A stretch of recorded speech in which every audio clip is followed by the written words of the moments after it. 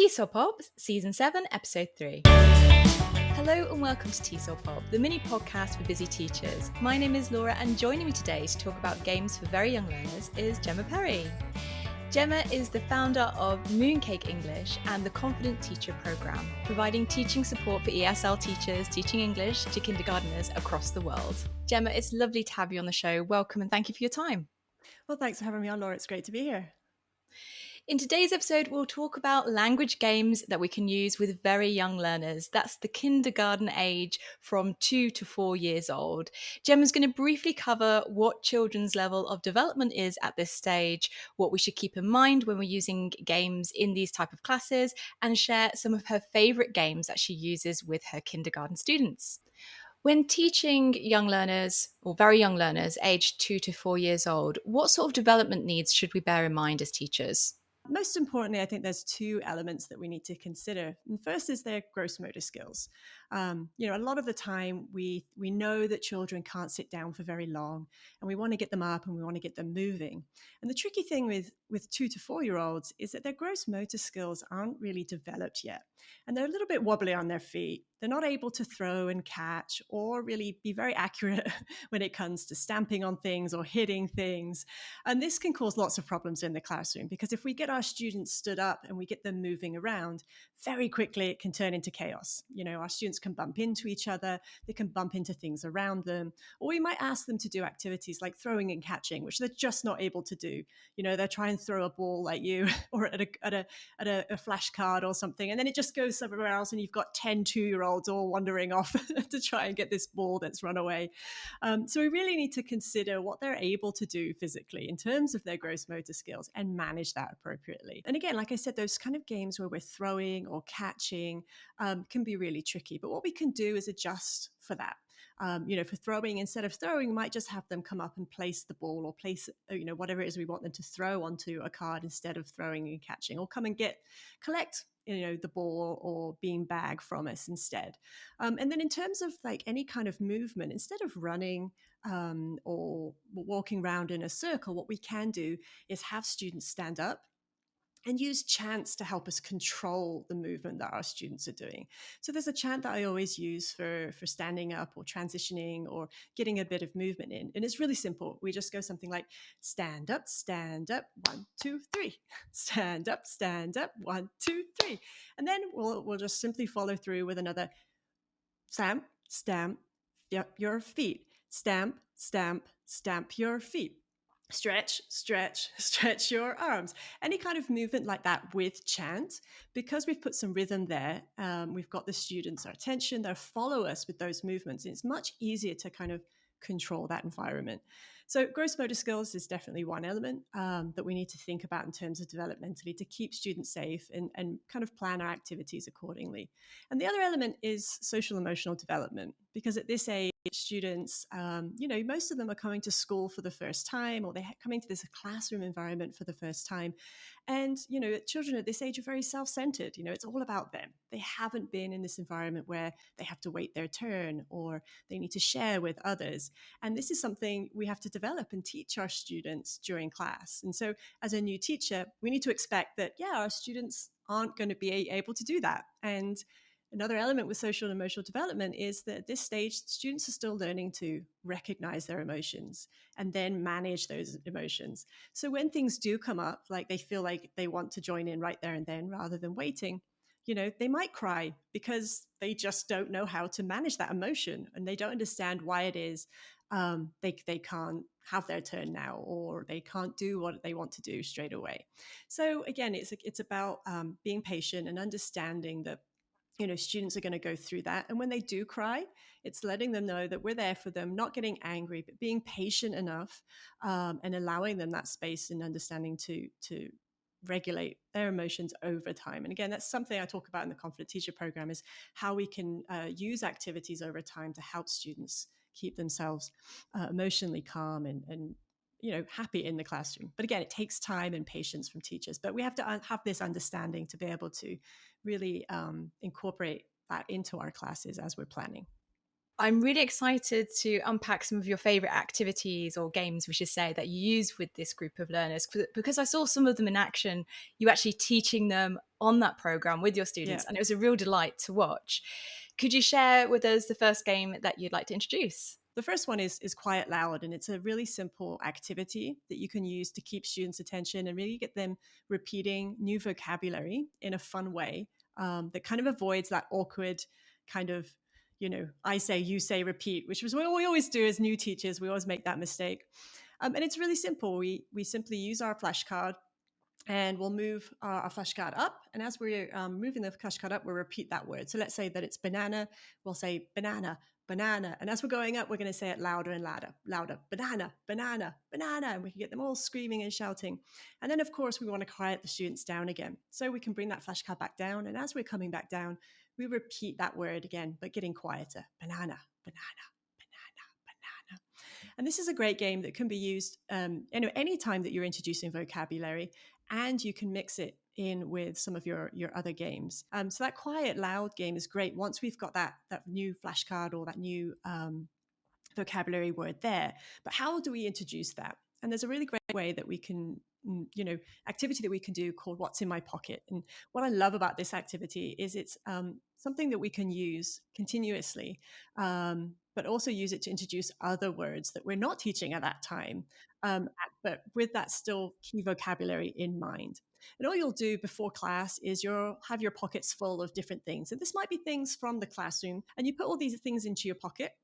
And then you'll have, your flashcards, and you'll lay them out in front of the students. And every time I'm presenting flashcards, I'll always count them out nice and slowly and make sure I'm making eye contact with the class as I'm doing that. So I'll put them out face down on the floor, and I'll count as I do, looking at our students.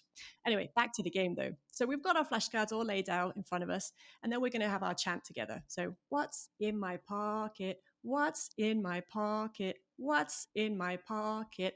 Let's take a look. Let's take a look. And you'll see that I'm kind of half animated as I'm doing this on on the film now. But when I'm in the classroom, I'm very animated, and I'm really exaggerating all of my TPR and making sure I have eye contact with students. And then what I'll do, let's say I'm using pom-pom balls, different colored pom-pom balls, is I'll pull one out of my pocket. But what I'll do is I'll have two. I'll have one that I show students, and I'll keep one in the palm of my hand. And then I'll show everyone, and I'll ask them, what's this? And if it's the first time I'm using this chant, I'll say, I don't know. What's this? I don't know. And I go do this maybe 2 or 3 times, and then I'll use a chant to then introduce it. It's a blue ball, roll, roll. It's a blue ball, roll, roll. And again, we'll repeat that a few times. And then as I'm rolling, maybe on like the third time, it's in my hand, I'll switch that pom-pom ball, and I'll bring it out, and it'll be a pink pom-pom ball. And then I'll be like, what? And I'll show everyone. And they'll be, and then we'll chant together. That's not blue. That's not blue. And again, repeating 2 or 3 times. And if you do this continuously, over a period of 2 or 3 weeks, you'll have your 2 to 3-year-olds be able to tell you, that's not blue, or that's not yellow, that's not green. And then what we'll do once we've done that a few times is we'll place those colored pom-pom balls on top of the flashcards. And then the students can do is then come, you'll pick one of the students from the group, and then they'll come to the front. You'll have the whole class ask them all together, what's your favorite color? What's your favorite color? What's your favorite color? Again, chants, TPR. And that student will say, red or blue. And at this stage, most students will only be able to, repeat the colors if they've only learned them recently, or they reply with a one-word response. But what we can do is encourage a sentence. Yeah? I like red. I like red. And again, using TPR to help students be able to follow along and repeat. Repeat it 3 times. And if our students don't say anything, that's fine. But what you'll find is, again, if we're doing this over and over again over a period of a few weeks, students will be able to start to repeat with you, and they'll understand because it's in context. Then again, to keep everybody engaged, because at this age, we need to make sure that everyone has a chance to participate, not just that one student we're asking to come to the front. We have everyone else repeat. Then that student will come to the front, they'll find the flashcard with the red pom-pom, they'll pick up that flashcard, and then I'll have the whole class ask all together. Let me see, please. Let me see, please. 1, 2, 3. So again, we're teaching students to ask, let me see. And because we're doing it rhythmically, and we've got that 1, 2, 3, we're building anticipation, right? There, we're keeping everybody's focus on you. Then we reveal that flashcard. And then once we've got that flashcard there, then we can use that quiet loud. And we can have that student, we might need to help them because, again, gross motor skills, they'll be all over the place. But we can help them bring that flashcard up slowly, and we say that word louder and louder. And then again, as we bring that flashcard down, we say it quieter and quieter. Then we'll put that flashcard down, that student a high five, and we'll repeat that process again for the other flashcards. So you've already covered quiet and loud, that chanting and fun drilling, as well as the what's in my pocket game/activity. I know you have one more that you'd like to share today. What is the final game that you'd like to share?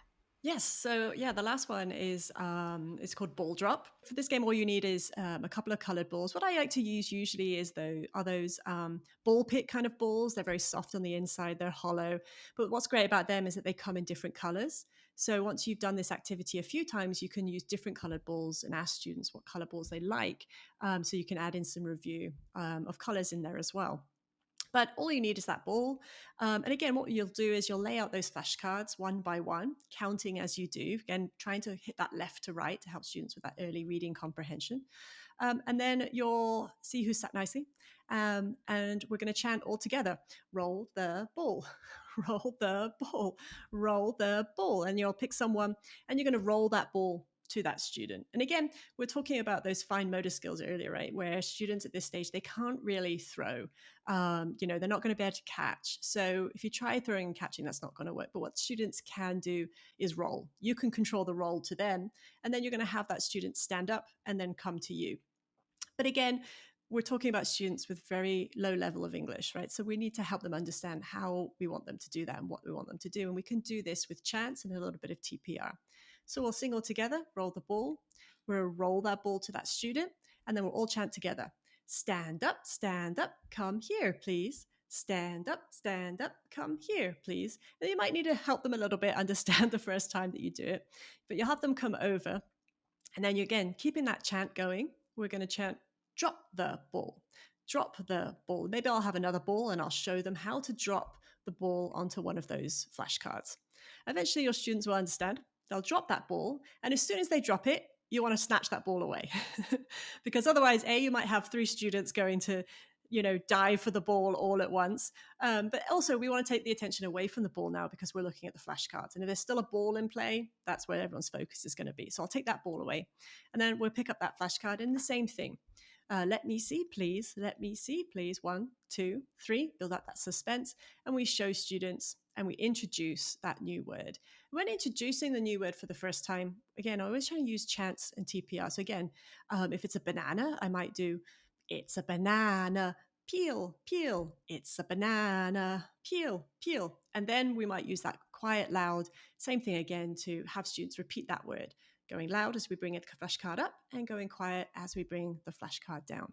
Then that student goes and sits down and we repeat that process again with another student. From what you've described with these activities, it sounds like these are activities that I can recycle again and again, rather than having to reinvent the wheel and think of a new activity or new game that I can bring to my classes. Yeah, absolutely. And again, I talk about this in the Confident Teacher program. And this is where a lot of even experienced teachers, they feel, this is where the headache comes from because they feel that they need to be finding new games all the time. And then lesson planning becomes really stressful and time consuming. And that's, we don't have time for that. And to be honest, kids don't need that. These small changes, like the ball drop, just making, again, we once we've introduced that concept, we can do so much more with that. The colors, the sizes. As you get to older students as well, 4 and up, then we can start doing some little basketball games, or we can do little tweaks to things. It's just essentially the same thing, right? What's the ball drop? It's the basketball game, right? There's no difference there. But making these small changes and scaffolding on language and giving focus to different language in context as we play these different games means that we don't have that headache. We don't need to be thinking, oh God, I need this new crazy game to come up with to keep students' attention. Thank you so much for sharing these top tips and these games with us. It's been really inspiring talking to you today. Yeah, thanks so much for having me. It's been loads of fun. To learn more about Gemma's work, including the Confident Teacher Programme, then go to mooncakeenglish.com. You can find out all the details there, including the opportunity you can book a call with Gemma to talk about it with her more. All the links, as always, are in the show notes so you can access them easily. If you have a question that you'd like us to answer or an idea to pitch for an episode, then you can contact us via Instagram, Facebook, or the website tesolpop.com. And finally, you can support the work we do at TESOL Pop by leaving a rating and review wherever you listen to the podcast, sharing this episode with your teaching friends, or even by buying us a coffee at ko-fi.com/TESOL Pop.